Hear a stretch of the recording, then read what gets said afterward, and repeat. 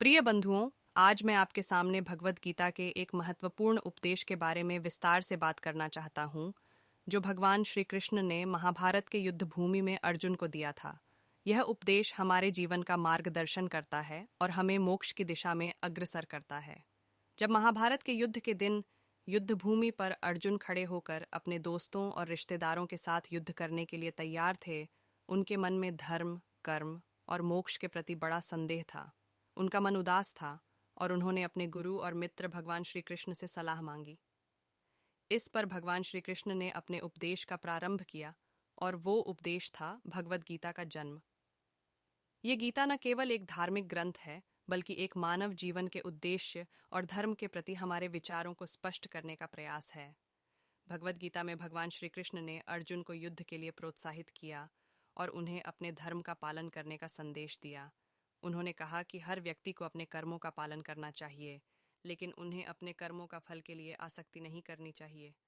भगवद गीता में भगवान श्री कृष्ण ने कहा, कर्मण्येवाधिकारस्ते मां फलेषु कदाचन मां कर्म फल हेतुर्भूर्मा ते संगोस्त्व कर्मणि। इसका अर्थ है कि हमें सिर्फ कर्म करने का हक है, फल की चिंता नहीं करनी चाहिए।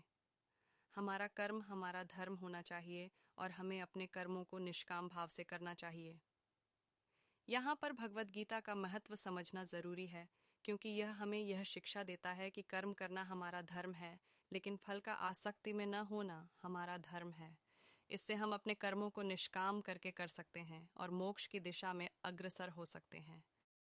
हमारे जीवन के लिए अत्यंत महत्वपूर्ण है, वो है अहिंसा का महत्व। अहिंसा एक धार्मिक और मानविक मूल्य है जो हमारे समाज के विकास और शांति में महत्वपूर्ण भूमिका निभाता है। अहिंसा का शाब्दिक अर्थ होता है हिंसा से विमुक्ति या हिंसा का अभाव। इसका मतलब है कि हमें किसी भी प्रकार की भ्रष्टाचार, अत्याचार या हिंसा से दूर रहना चाहिए और हमें दूसरों के प्रति सदैवता और सहानुभूति दिखानी चाहिए। अहिंसा का महत्व हमें भगवद गीता, महात्मा गांधी और अन्य महान व्यक्तियों के जीवन और उपदेशों से सीखने को मिलता है। यह एक मानवीय मूल्य है जिसका हमें आज के युग में अधिक महत्वपूर्ण रूप से पालन करना चाहिए। अहिंसा का महत्व धार्मिक दृष्टिकोण से हिंसा का पालन करने की प्रेरणा हमें भगवद गीता से मिलती है, जिसमें भगवान श्री कृष्ण ने कर्मयोग के माध्यम से अहिंसा का महत्व बताया।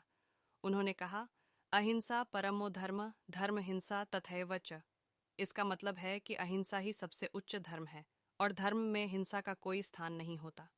भगवान श्री कृष्ण ने हमें यह सिखाया कि हमें अपने कर्मों को अहिंसात्मक, जो हमारे धार्मिक और मानव जीवन के मूल्यों को प्रकट करता है। इस विषय का नाम है गीता में सत्य और असत्य की बातें, और यह विशेष रूप से भगवद गीता में सत्य की महत्वपूर्ण बातों के बारे में है। भगवद गीता भारतीय साहित्य का अद्वितीय रत्न है, जिसमें भगवान श्री कृष्ण ने अर्जुन को अपने उपदेश के माध्यम से जीवन के महत्वपूर्ण पहलुओं पर चिंतन करने की सीख दी। गीता न केवल भारतीय धर्म और दर्शन का महत्वपूर्ण ग्रंथ है, बल्कि यह आदर्श और मार्गदर्शन का भी स्रोत है, जो हमारे जीवन को सफल और संतुष्ट बनाने के लिए मदद करता है। जब हम गीता के इस विशेष अध्याय को देखते हैं, तो हमें सत्य की महत्वपूर्ण बातें मिलती हैं, जो हमें अपने जीवन में अनुसरण करनी चाहिए। सत्य हमारे जीवन का आधार होता है और गीता में उसके महत्व को बड़े खुलकर बताया गया है। गीता के इस अध्याय में भगवान श्री कृष्ण ने अर्जुन से सत्य की महत्वपूर्ण बातें सिखाई और उन्हें धर्म, कर्म और जीवन के मूल्यों के साथ सत्य की महत्वपूर्णता को समझाया। आइए हम इस गीता के अध्याय के महत्वपूर्ण भागों को विचार करें और जानें कि हमें अपने जीवन में सत्य की कैसे पालन करना चाहिए। सत्य क्या है? सत्य एक अद्वितीय और महत्वपूर्ण धारणा है जो हमारे जीवन का मूल होता है। गीता में भगवान श्री कृष्ण ने सत्य को बड़े सुस्पष्ट रूप से परिभाषित किया है। वे कहते हैं, भगवद गीता में भगवान श्री कृष्ण ने सत्य को बड़े सुस्पष्ट और महत्वपूर्ण रूप से परिभाषित किया है।